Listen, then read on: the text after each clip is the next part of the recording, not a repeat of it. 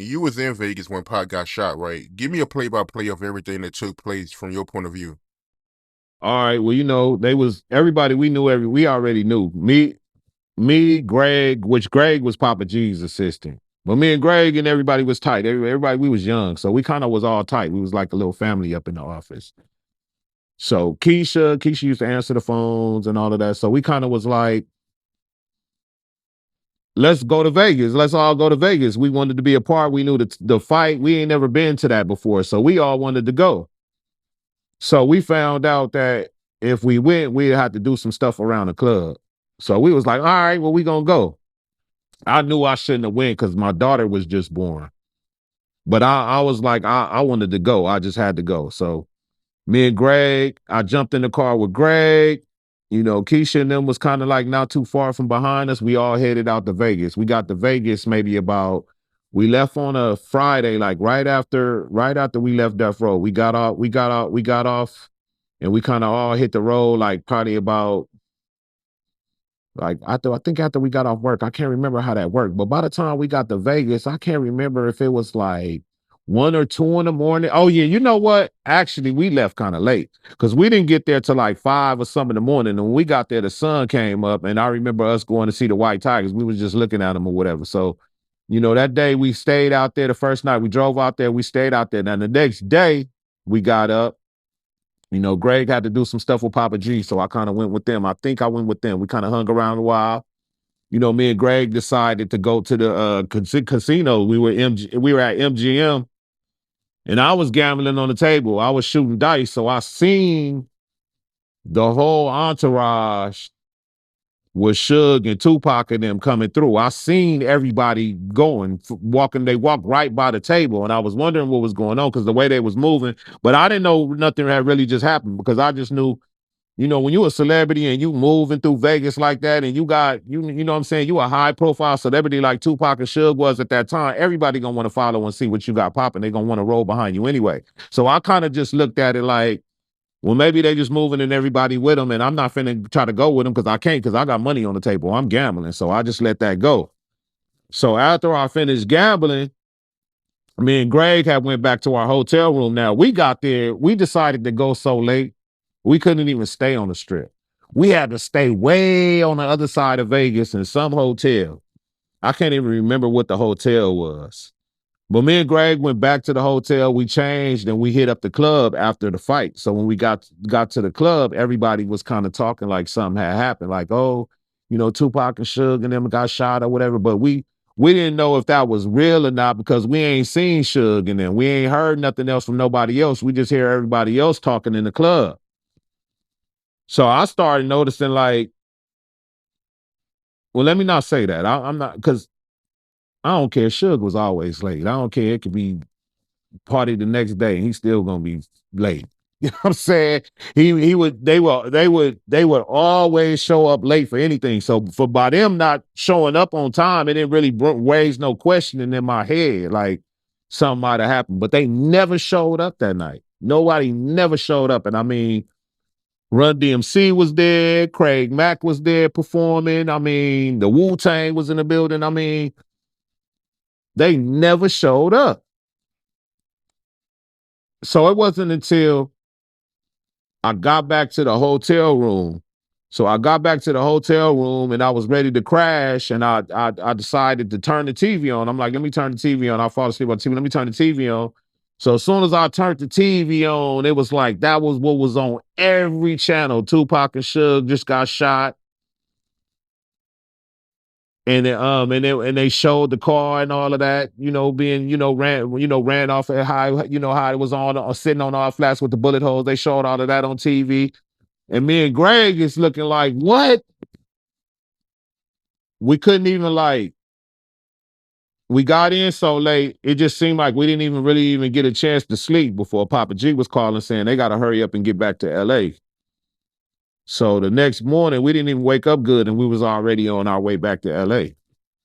Because Papa G had to do damage control by him being PR. He had to be the one, that was, going in front of those cameras and the one that was getting the statements together. So Papa G was like, we got to get up out of here. We didn't stay around like everybody else did. I got the opportunity to do the stay around the hospital to see what was gonna happen. We was already back on the road first thing the next morning. So y'all get back to LA. How was that like? What happened after that? I mean, it was like unbelievable because I was just there. And I mean, to go to death row the first day and get out the car because so some of the security was my friends too, like Dave. I rode to Dave with the office one day to the office one day, and I rode with Dave. He was high on security too. So I rode with Dave to the office one day, and it's like we used to have to take it. This is when the office was at 9171 Wilshire Boulevard. I rode with Dave in there one day, and we came up the elevators, and as soon as we got off the elevators, it was just like camera crews everywhere. And everybody in the office was told, nobody make no statements. You don't make no statements. And I mean, they was out there waiting, trying to get anybody they could to say anything that was going into the office at that time. So that was crazy for me because I had never seen nothing like that. And I mean, I seen stuff like the watch riots and all that, but I just ain't never seen so many news reporters just gathered up, just sitting at a door, just waiting for anybody to come out to be able to try to get a story from them. I mean, a mouse could have came out that door and they would have wanted to interview. Crazy, man. What was the vibe around death row? Pac, he in Vegas, he fighting for his life. Y'all back in LA, y'all seeing all this on the news. What was the vibe like?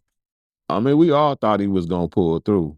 I mean, the vibe around the office was like I say this on a few of my interviews. It was like how it's finna be summer. It's finna be summer. You got to go to school, and then you happen to be at school the last day, and you sad because you're not finna see none of your friends no more. But then the anticipation of you waiting to go home is high, and you anticipate it because you're ready to go home. But that day, it was like the morale. We was just sad, and I mean, we had been getting updates the whole time. If you know from Kelvin, because Kelvin Tubbs. At that time, he was he was like a general manager at Death Row. Kelvin Tubbs was there. Kelvin Tubbs sat there through the whole situation, and Kelvin would always call and give an update, and then Linda would come around and tell everybody at the office. And on that Friday when Tupac passed, I mean, the morale was so low, everybody was kind of sad. We didn't, the day before she came through and she said that, they said that they don't think that he gonna make it. You know what I mean? And for that day, the next day, it was like she just came right through and she was just like, hey, we was all gathered up. We was all gathered up in Janella's office and we was in there all chilling because we used to all be together. It was like nobody was really like doing nothing. We was all together. Like I said, it was like the same energy from the last day of school. It's like you there, you waiting to go home. Ain't nobody doing nothing, but you still got to be there. You know what I mean? So it was like we was just all chilling in the Janella office, talking, just waiting for the update. And Linda came through and she was just like, hey, y'all, I'm sorry, y'all. He didn't make it. And, some people broke out in tears in the office. Everybody was sad because we all had knew, just by looking at Pac's energy, and then we know, he had survived the first time he had got shot. And we kind of just all felt like, hey, it was going to be some way that he was going to make it through. Nobody never ever thought he was going to pass. And when she came through with that news, the energy was just, like I said, some cried, everybody was sad, it was just like, that was a hard day. Cause a lot of times Suge would tell us, hey, we not groupies around here. We are like family around here. You know what I mean? So a lot of us, that was our family. So it hurt. A lot of people was hurt. I can only imagine, man, hearing that news for the first time that Pac passed away. Terrible, man. So Pac, he passed away and Suge, he comes back to LA. What happens when Suge get back? Yeah, he ended up coming back. He came back. And actually, when he came back, this was like the first time that, people was gonna get to see the Machiavelli artwork. And I had the painting at the office. And Suge came into the area where I was at. He walked in. He came in and he took a seat. I looked at him. I kind of was like, "You all right?" He was like, "Yeah, yeah, I'm okay." And he kept looking at the painting. I didn't really know what to say to him. I didn't know what type of words to say to him. Because of the when you see Suge and you see Suge happy, I seen Suge a couple of times mad in a meeting, but the majority of the time that I seen him, Suge always was happy or something was always going on where he had some type of smile or something going on. Like I said, I didn't really get a lot of that bad energy. I didn't get a lot of that. So this one day that I saw him when he came in, I just knew like I ain't never seen his energy like that. And those words, I just didn't have the right words to even think of whatever to say to him.